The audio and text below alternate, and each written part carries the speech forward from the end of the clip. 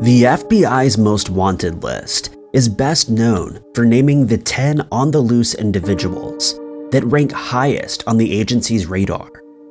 But not everyone is aware of the fact that the list is actually much longer than that. Many other scary people are also included on the list for their involvement in crimes ranging from fraud, robbery, assault, cybercrimes, and other more violent criminal activities. And in many of these cases, a hefty reward is being offered to anyone who has information leading to the arrest of these individuals.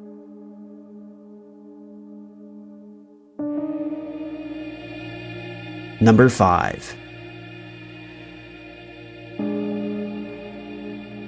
For 23 years, the FBI has been hunting Hazel Leotta Head, a woman with more than 25 aliases. But try as they may, she remains elusive and is still on the loose today. In August of 1998, an elderly man named Charles Barker had just lost his life, and he decided to try and counteract his depression by engaging in the activities that he loved, such as fishing and traveling. But according to his daughter, Cindy Jefferson, this only caused him to become lonelier, as he wasn't accustomed to doing these things by himself. That's when he met a woman named Deanna Ray at a casino on the Red River in Louisiana. Charles very likely believed that he'd met her by chance, but police would later reveal that it was all a probable setup orchestrated by Hazel Head, a drifter who was in the habit of hitchhiking across the country, taking advantage of men like Charles, draining their bank accounts and then vanishing. Charles carried large amounts of money with him, and police believe that Hazel would have noticed this, since she was on the lookout for just that. But Charles believed he had found love, and within days of meeting Hazel, he asked her to move in with him. Charles's other daughter, Jennifer Spoons, decided to take a 9-hour drive to his house to meet her father's new companion, and she noticed that Hazel seemed unkempt and immediately became suspicious of her. Not too long after, Charles also started to doubt the relationship, telling Jennifer that he was having trouble with the new woman, but refused to give any further details. He told her that he would phone back in 2 or 3 days, but he never did, and when Jennifer tried to follow up, she got no answer. She contacted Charles's sister, who, together with her husband, drove to Charles's house to investigate. When they arrived, they noticed the front door was open and found Charles slumped over his bar, deceased, and his safe had been emptied. Hazel had ended his life with his own firearm. When police ran a background check on her, they found that she'd been married as many as 10 times, and that she had an outstanding warrant in Lincoln, Nebraska, where she burned down her ex-boyfriend's house and fled before her trial. A reward of $5,000 is offered to anyone with information leading to her arrest. If you believe you have information, you can contact the FBI at 1-800-225-5324. Number 4.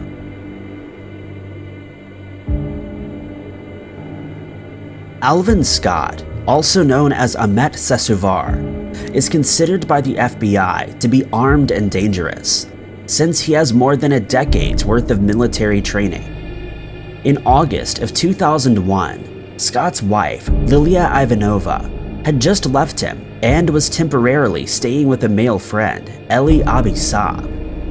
The two were just friends with no romantic relationship, but Scott thought otherwise, and he had grown jealous.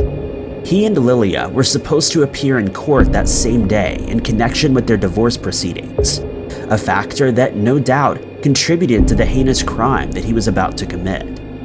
Scott had experience working as a private investigator, and he put those skills to use, staking out the apartment where they were staying from his car on the 3rd of August. He waited patiently until they exited the building and took his chance, ending both of their lives with a firearm. FBI agents believed that he was in the mindset of if I can't have her, then no one can. After completing his objective, he left. He was last seen in Bulgaria, and the sighting was reported to the authorities, But before they could arrive, Scott had fled once again, and he remains on the loose today. It's believed that he fled to Greece, Hungary, or his home country of Turkey. But thanks to his extensive military training, the fact that he speaks several languages, and has experience in law enforcement, he's proven exceptionally hard to track down. A reward of $100,000 is offered for any information in the case, and anyone who is able to help is asked to contact their local FBI office or American embassy.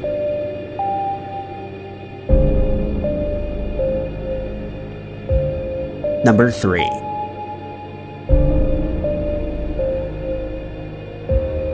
On the 5th of June, 2011, Joe Matthew Constance committed a crime that would see him added to the FBI's most wanted list.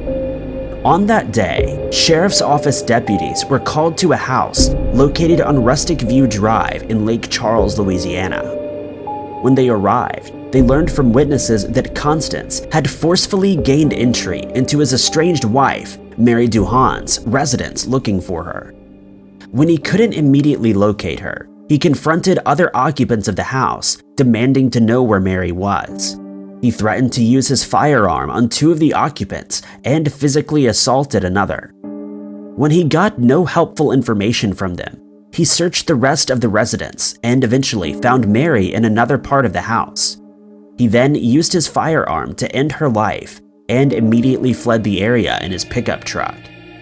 The case was featured on the popular TV show America's Most Wanted, in hopes that one of its millions of viewers would have information on Constance's whereabouts.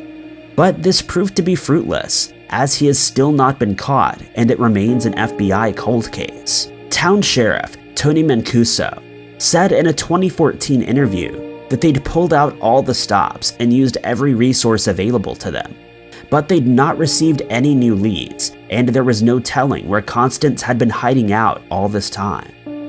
The sheriff's office also conducted searches of the swamps and wooded areas nearby, with the use of aircraft and boats, but to no avail. Even after the manhunt was extended to Mexico and Canada, they were left without any answers. The FBI has offered up a reward of $20,000 for information leading to Constance's arrest and conviction, and anyone who believes they know where he is or has any new information is asked to contact their local FBI office.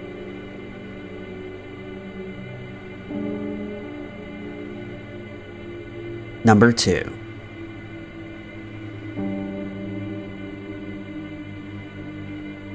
William Jr. Jordan, now aged 79, may appear to be a harmless older man, but in reality, he's listed on the FBI's most wanted list as a cold-blooded killer and fugitive from justice, who escaped imprisonment and has been on the loose ever since. James Roos Jr., a principal, husband, and father of 2 from Georgia, had just given a lecture at a college on the 6th of March, 1974, and he decided to stop in at a hotel bar to phone his wife. While there, he came into contact with William Jr. Jordan, then aged 31, and 24-year-old Anthony Prevett, who were wanted for a series of burglaries that they committed in North Carolina.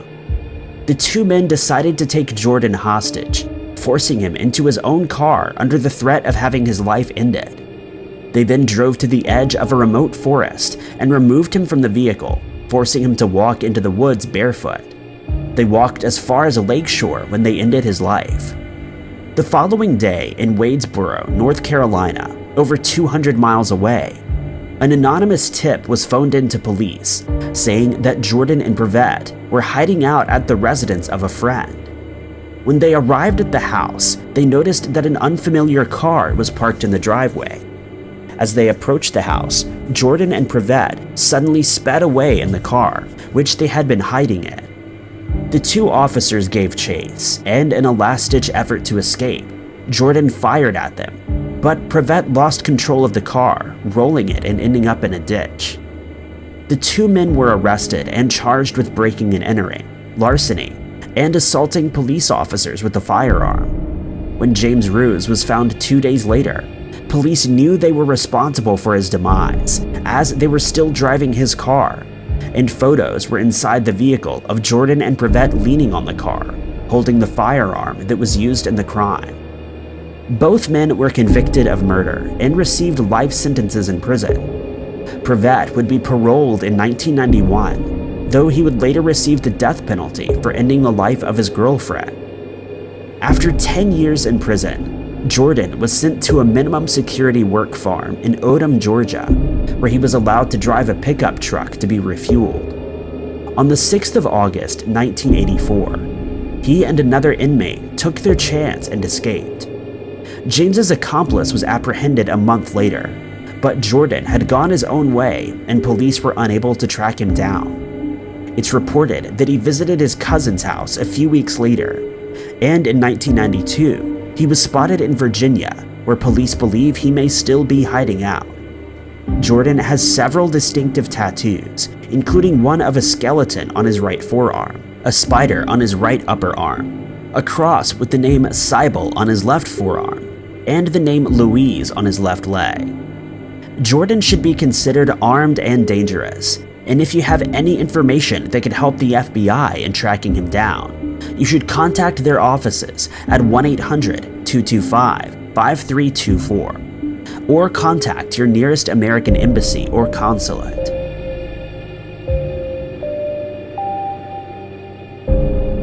Number 1. During his youth, Lawrence William Fishman, a man with severe mental illness, was treated for various psychiatric disorders that included persecution complexes.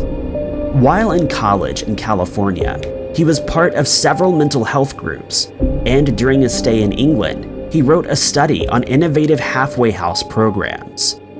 41 years ago, in 1980, Fishman, then 29 years old, was visiting his parents, Evelyn and Frederick, in Silver Spring, Maryland. His family had not seen him for about 2 months, and during his visit, they urged him to seek psychiatric help once again. A few days before he committed a crime that would see him added to the FBI's most wanted list, he called them and asked that they leave money for him in the dining room so that he could go to see a psychiatrist.